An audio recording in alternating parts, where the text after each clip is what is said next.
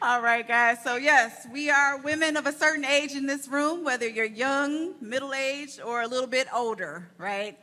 And what this video really highlights, we're going to talk about 3 separate areas of life that get you to the point of being a mature and fully empowered woman. I will start off talking about health, because especially as Black women, women of color, that is so important to us. And it's the foundation of how we get to the stage of, I don't care anymore, I'm just gonna do me, right? All right. So there's 3 things that I want us to repeat today that I want you to take away, because there's a lot of health terms that we could talk about. There's a lot of things that we have to look out as women. But there's 3 things that I want you to take away today. The first one is, my body is not breaking. Okay, we're gonna have to do that one more time. A little more enthusiasm, My body is not breaking. Yes, all right. Number 2, health is a team sport. All right, and lastly, ignoring promotes ignorance. All right, so as we go through some of these topics, we're going to go through this again, and I want you to keep that in mind. So first of all, the thing that's going to be the basis of everything that's going to deal with this topic in health is menopause. How many people know about menopause? Ooh, the big M-O, big M word. Well, there's a stage before menopause called perimenopause. And it sounds like you know about it. All right, I'm gonna try not to kick my shoes off and start preaching, because that's me right now. Okay, so with perimenopause, that can start anywhere from the age of 40 to 44. And in some women, it can actually start in your 30s. One of the biggest indicators of early onset of perimenopause is if you started menstruating at an earlier age. So when you were young, if you started menstruating before the age of 10, you have a higher likelihood of going into perimenopause early, okay? Now, what does that look like? Well, it's the anti-puberty is basically what it is. So when we were young and your mothers were talking to you about all the changes that were going on in your body and what to expect and how your odor would change and you start growing hair and you start growing breasts, the same thing happens in perimenopause, except for it happens in reverse. So where we start making estrogen, progesterone, all the things that prepare us as women to carry babies and to have a healthy sexual lifestyle, those things start to go away. What I also like to say is with those things going away, that's actually why you stop caring about a lot of stuff. And it gives you the empowerment to say, you know what, it's really not that deep. So it's a very important transition in life that we need to treat as a celebratory process as much as we do the young women when they go through their changes into puberty, okay? So some of the things that can change in that 10-year process between 40 to 50, where perimenopause starts, is you get a lot of symptoms and signs and symptoms, and if you don't know to expect them, you think you're crazy. That's why we say your body is not breaking, okay? And we don't talk about this enough. Did anybody see Halle Berry on the Capitol steps a few days ago? So if anyone knows, she was actually speaking about women's health and the need for more research for women's health. And the first thing she said when she got up there, she says, "I'm in menopause, okay?" Said it with all the attitude. And the idea behind that is that there shouldn't be a stigma or shame that comes with that. That we need to talk about these things more, because if we're talking about it, we're discovering that, hey, I'm not the only one, and there's also things that I can do to help manage this. All right. So once you go into perimenopause, how you know you get to menopause is that you don't have a cycle for 12 months. So one of the first signs and symptoms that you tend to get is that your period starts to decrease. You start skipping months. Some of those cases, some of us women might think that we're pregnant during that time period and having to take pregnancy tests to make sure. So the first thing that I will point out is just because you're in perimenopause does not mean you can't get pregnant. If that is something that you want to prevent, God willing that the government doesn't prevent us from doing this anymore, take the proper precautions because you will end up with a baby and you're gonna say, how did that happen? But on the good news is that if you do want to have a baby, you still have a chance. So don't ever give up that fight if that's a dream of yours. All right. So now let's talk about the organ systems in the body, things that can affect you. So we're going to start in the systems. Let's start with the head, right? First things first, how many people have great memory right now? Okay, yep, I see young faces. Great. Keep that energy, ladies. Exercise that memory. There's going to come a day where you're going to be talking and you're not going to be able to find the word that you're looking for. And it's going to be so basic. And you're going to say, I wonder why that was so hard to find. Physiologically, the reason is because you're starting to lose estrogen. So when any ladies in here who's been pregnant, you ever heard of pregnancy brain? When those, which I think that's God's way of helping you to forget of how awful that is to go through that, so you do it again. But when you start having imbalance of your hormones, your brain gets very foggy, memory goes, it's very hard to think. Even in some cases, it's hard to comprehend and read, where you might be a high-functioning person who loves to read, has all the education in the word, and all of a sudden you get an email and you can't understand it. That is a part of perimenopause, and it also is a part of losing part of your hormone structure. In addition to that, migraines. Anyone here suffer from migraines? Migraines can increase during perimenopause, much like it can increase during your cycle. So where you're going through certain periods, if there's imbalances, you can have a higher risk of migraines. But all of that to say, because there's an underlying reason, talking with your doctor about hormone replacement, if it is right for you, is a good idea because it helps to improve a lot of those symptoms, okay? All right, depression and anxiety. So in your 40s, this is the traffic jam of life. Everything is going crazy. You have aging parents. You have children that are growing up. They might be teenagers at that point, or they just might be stressing you out. You figured out you hate the career that you're in and you want to change. And then all of these things converge at one time. And now you're like, why am I so depressed and anxiety and I feel like I'm about to go crazy? Well, besides all the life changes that's happening in there, you have a physiological process that's also making it worse. So waking up in the morning and the first thing you feel is doom and gloom and you have no idea why. It's just like this dark cloud hanging over you. That is a part of your hormones. It's also a part of why we also say therapy is a great idea, but we also want to make sure that the physiological things are taken care of. Okay, so moving down to the body. The eyes. Dry eyes. Okay, dry. Wake up, feels like the Sandman just threw up right in your eye, and now you can't open them, you're blinking, you can't figure out why. That can be hormonal changes. Make sure you're getting your eyes checked, ladies. Yearly appointments if you have diagnosed issues, every 2 years if you don't have diagnosed issues. Because of course, what comes with that is your vision changes. So where you could see things clearly, now they're starting to become blurry. Please make sure you get your eyes checked. That is also a function during this time period. Next up, we have your mouth. Now this one is odd, but I pick it up because I do know someone this happened to. A burning tongue. Burning tongue. So it feels like your mouth is on fire and it's not the day of Pentecost.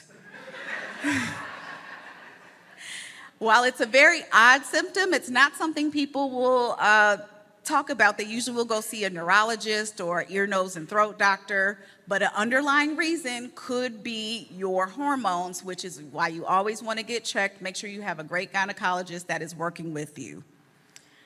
All right.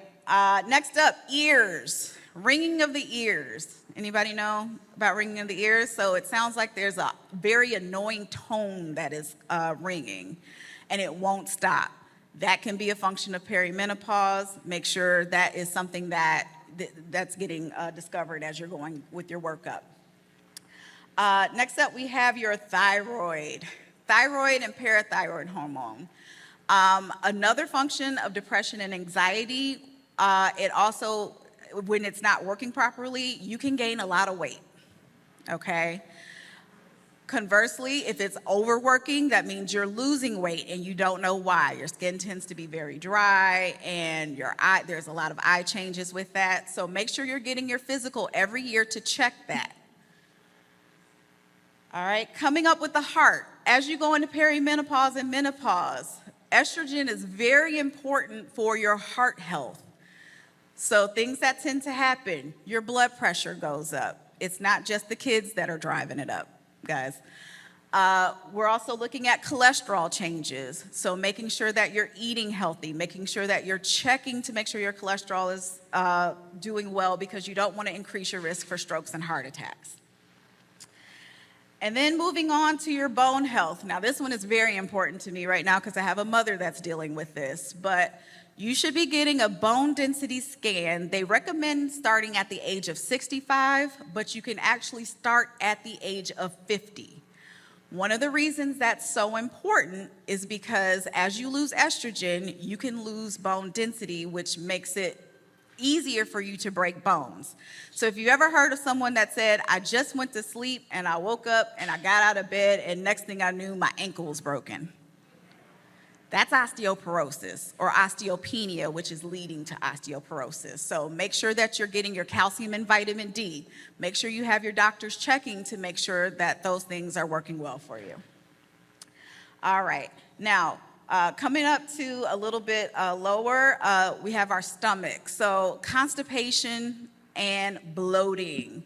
So you wake up in the morning, you feel real skinny, you feel good, and by the end of the day, you feel like you're 8 months pregnant. That is caused by your hormones. So again, treatment of the underlying issue, making sure you're looking at what are the food changes that you have. You can actually develop more food allergies as you age. Shellfish, dairy, all of those things that you used to eat and didn't have a problem with, the function of having lower hormones can actually cause more of a problem now. All right? And then last but not least, we have your vaginal health. So important, the vajayjay. Things that you need to know that a lot of people don't talk about because sometimes it's a little embarrassing is incontinence. So that little pee that comes out when you laugh a little too hard or you sneeze, or you know you have to go to the bathroom, but you just can't quite make it in time. When you lose estrogen, that also causes a problem with incontinence. And there are definitely things that you can do to help with that by speaking with your doctor. In addition to that, painful intercourse. So whereas you didn't have a problem with any pain, some women get it to the point where they can't even put underwear on because it's so painful. That is a function of perimenopause. Please see your doctor about that because there are several medications. As a matter of fact, a new one just came out on the market to try, in addition to other antidepressants that can help to reduce that pain level. And then lastly, things that you want to also look at is colonoscopy. At the age of 45, please get your colonoscopy. Black women especially have the highest risk of both breast cancer and colon cancer. So having those preventative testing to make sure that you are on the mend and you're not having any problems, because the earlier you catch it, the better we can cure it, is very important. So I thank you guys for sticking with me, going through all of our organ systems. It's not always the most fun thing to do, but I want to see everyone to thrive and feel better so that they can get to the next level of being a woman of a certain age. Thank you, Dr. Michelle. Well, I get the fun part. I get to talk about family and friendships and how those things change as we age. If you think when you were in elementary school everybody, almost everybody, in your class was your friend. You had a host of friends, whole class. You had birthday parties, you had 20 people. Then you got to middle school. You got a little bit more discerning in your friendships, and you learned to choose. These are my allies. These might not be my allies. So now your friend group has gotten smaller. High school depends on if you were a mean girl. It depends on if you were the cool girl. It depends on if you were the athlete. So your circle may enlarge, or it may also get smaller. Studies have shown that adult women have a core group of 5 that they are really close to. Not just your day ones, but friends. And 2 of them are probably a family member. So that shows how our friendships as we age change. We have more responsibilities. We may get married, so now we have a partner that we have to tend to. We may have children, so now we have to coordinate our children's schedule. And the friendship circle diminishes. That is tough to navigate for some. I've experienced it, and I know many of you have probably experienced it. And your friends are like, we're not cool anymore. We don't hang out anymore. Girl, I don't have time. And not only do I not have time, sometimes we don't have the emotional capacity to be that friend that we were 20 years ago. And I want to let you know, it's normal. It's okay. We need to treat those relationships with love and know that evolution is a part of friendships. There are some friendships that we don't have anymore, and it's really sad. Anybody ever lost a friend? Sometimes you lose a friend due to something, and sometimes it's just nothing. It's hard to explain. I love you, but I don't know. My priorities have changed. My attitude at life has changed. And like Dr. Michelle said, I don't care about some things anymore. And your friendship group may not be evolving at the same pace as you. There's nothing wrong with their process and their progress or their lack of progress. It just doesn't align with where you are in your life. So I want to give everyone the permission to know it's okay. Like Dr. Michelle said, there's nothing wrong.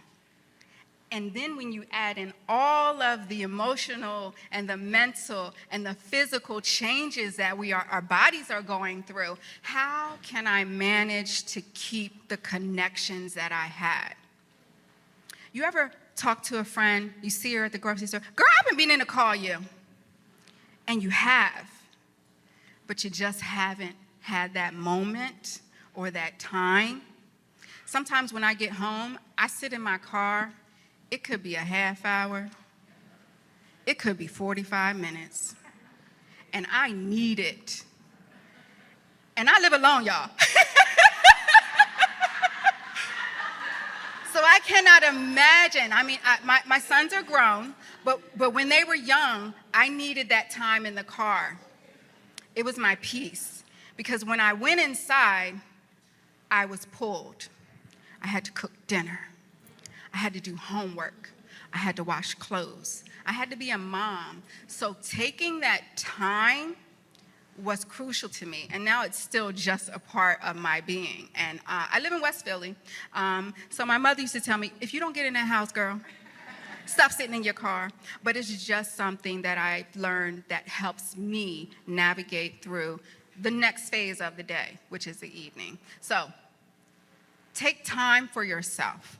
Don't apologize for taking time. And if you value that friendship enough to have that discussion, have it. If it goes well, great. If it doesn't, that's okay too. Because we need to take care of ourselves so that we can take care of others. That is my motto. Self-preservation is not selfish. It is a necessity for us to thrive and to get to the levels that we need to get to. I am a mom. I'm a daughter, I'm a sister, I'm a friend, I'm an employee, I'm an entrepreneur, and all of you share some of these roles. They can be taxing on us. And sometimes the first thing to go is that friendship. It's okay. And then, sometimes in life, you get that new friendship that you weren't expecting at 40, at 45. And you're like, where have you been, friend? And it's like the most amazing thing. And that friend is on the same path as you, and they realize, I don't need to see you every day. We don't need to hang out every weekend. I can see you in May. Hey, girl. And I can see you in June, and then I might not see you till November. And I love you just the same. That hug is just as strong, and nothing has changed. Those are the relationships that I value, because you know it's not that I don't love you. You know and I know we are stretched and pulled as women. We carry such a weight on our shoulders. And I don't want to have to explain to my friend, I'm sorry, girl, I can't make it to the party. I just can't. And it's okay. Sometimes you don't even need an explanation. That's okay. Whatever works for you is okay, especially when you do it in love, especially when you do it with caring and empathy. It's always going to be okay. So, Dr. Michelle, I needed you about a year ago because all of the things that she was describing as she went from head down to our gut, down to, I call it my chu-cha-cha, all of those things, I'm in my 50s, all of those things, it's like, oh, I didn't know that's what it was. And that's where community like this is important, because sometimes you think, is it just me?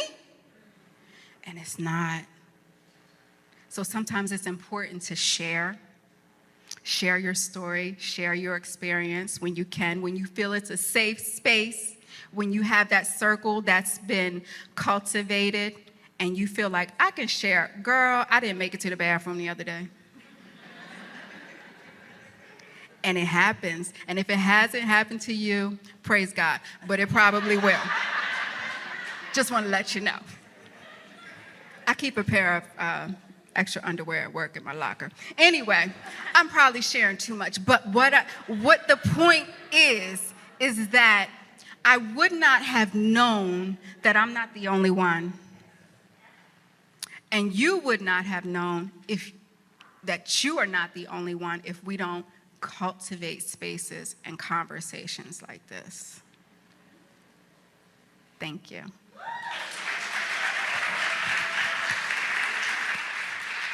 Hey, girls. So I saw somebody in the back. Hey, girl. I saw somebody in the back raise their hand when we talked about looking to change jobs. So I'm a woman of a certain age, and I can do what I want to do, prayerfully and respectfully. So my portion, I'm going to talk about career and work at a certain age. So I just want to get a little gauge of the room. How many folks are near retirement? All right, I'm jelly. How many folks are senior level in their positions and there's not really anywhere to go? How many entrepreneurs full-time do we have in this room? Full-time. How many 9-to-5ers with the side hustle are in the room? Yeah. I got another one. How many people went to school and got degrees and had jobs for the last 30 years and decided they want to just switch it up? Ha! Listen, as women of a certain age, we are able to do all of these things. And I want to talk to you really quickly with a story, and I know I don't have a lot of time, so I'm going to bring it all home. I was 5 years old. I was in the first grade. My teacher put us in a circle, and she asked everybody a question. And the question was, what do you want to be when you grow up? I was 5. I don't know. But there are people in this room who know me well, right? So what do you think I said? I want to be a veterinarian. Follow me. I am Summer Willow on Instagram, and you too can laugh at funny dog videos every day. Okay, so at 5, and I'm going to run through it really fast. At 5, I said, hey, I want to be a veterinarian. At 9, I started my first business. I was 9 years old. In my church, I used to clean people's houses. It was called Sunshine Cleaning, and it was $20 a room. Okay, I was going to make $20 that day, at least. From that in high school, I did hair. Do y'all remember French rolls with the pump? Okay, now I wasn't a hairstylist. I'm not even trying to act like I'm all that. But I did do a good French roll, okay? And some people did come to me and ask for that. I was all city. I played violin. I played violin from middle school to college. I went all city. I was very good at that. What else did I do? I was senior class president. When I went to Westchester University, I was pre-vet. Okay, so I'm moving along. I got all these skills. You heard all the things that I've done. I'm moving along. I'm at Westchester University, and I'm pre-vet, and your girl couldn't pass lab. Because you have to pass lecture and lab in order to pass the class. Okay, lecture, I was doing good. But I have the worst eczema and allergies in the world. I got sent home from lab. I got sent to the infirmary from lab, almost a hospital from lab. And my advisor was like, Summer, I think you need to change your major. All right. So I changed my major to communication studies and organizational management. I was Westchester University's homecoming queen. What else did I do? I graduated. When I went to work, the first job I had out of college, I was in automotive finance. I worked for Chrysler Financial. The job market was crazy. I jumped out of there. I went to nonprofit management. Almost got laid off there. I jumped out of there and went to Mercedes-Benz. Jumped out of there and went back to nonprofit management. I did the dance with auto finance and nonprofit management for a few years. And then I ended up in nonprofit management and working for the city. I'm an entrepreneur. In 2002, I started a business called In Good Spirits, traveling mixology service. If you know me, you've had a drink from me. And I did that from 2002, right? I picked up a bass guitar. My father's a guitar player. I picked up the bass, right? And I suck, okay? I'm bad. I'm bad at it. But I picked it up because I love it, right? All the things. So I'm gonna bring you a little closer. 2017, I'm working for an organization called Year Up. It's a national organization that helps young people get jobs and training, and it's super awesome. And I considered it to be a dream job. There were so many places I could move around in that business and so many things for me to do, right? I get into the worst car accident in life for me. Got hit from the back twice, concussion. I could no longer do my traveling mixology business because I couldn't carry anything. Back's messed up. I went to a woman and I asked her to be my coach. So professionally, I'm a coach. I'm an advisor. I'm a trainer. There's my beautiful partner right there, Tamika. We have a business called Kabod Consulting. And what we do is organizational development and training. We talk about trauma-informed care. We talk about emotional intelligence. We talk about diversity, equity, inclusion, and belonging. She's an amazing speaker. I do all right, right? So we're doing all of these things, and I'm like, okay, what am I gonna do in my life? So I go to this woman, and I pay her some money, like a lot of money, to tell me what I should do with all the things that I do. How do I make all of that, put it in a box?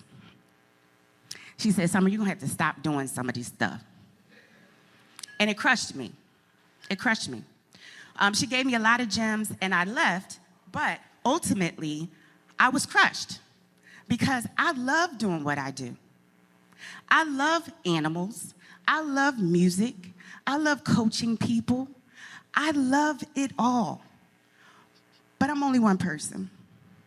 And I thought I had to make a decision, but I rebelled because that's what I do. And I said, you know what, lady? Thank you. Here's your money. I'm going to keep doing what I do. First things first. I'm going to go through my points for you. I want you all who are in a position of change, and we're at this stage in our life of a certain age, I want you to think about, I told you that story for a reason. Think about all the things you've ever done in your life. All the skills you've ever honed in on and tried out.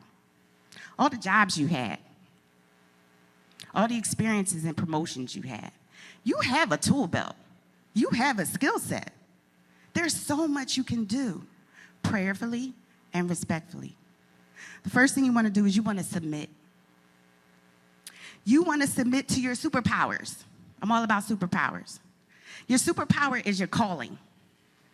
Does anybody really know what their calling and their purpose is? I mean, because there's a few. I'm sure there's not just one. I can't believe that God gave you just one. But if you know what your purpose and your calling is, you need to submit to that desire in your heart. You don't think about things all day long for fun. Those things are implanted in your spirit. You go home and you knit that sweater, and that is the best looking sweater you ever made. And everybody wants to buy one. So thinking about selling sweaters is not a bad idea, right? What is your desire? Submit to your desire, okay? Here's the next thing you want to do. You want to assess your life, like I just did. You want to assess your past and make a soft determination, Assess all the things you've been through and say, hey, I have this skill set and I want to move into this direction, and no one's going to stop me prayerfully and respectfully. Okay? Next, this is my favorite thing to do. You want to create 2 lists. A to-do list and a bucket list. I went to school for real estate. I really wanted to be an agent, but I didn't have the time to take the test, to study for the test, because Kabod was blowing up and we had all this stuff to do and I couldn't study. It was on my to-do list to take that test. Instead of beating yourself up about what you can't accomplish right now because you haven't figured it out yet, take it from the to-do list and put it on the bucket list. You don't have to throw your dreams away because you can't do it right now. Okay? Next, you want to pray, you want to trust, and you want to be vulnerable.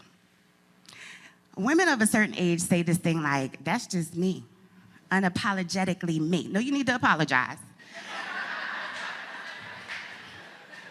You need to apologize for the way that you move sometimes.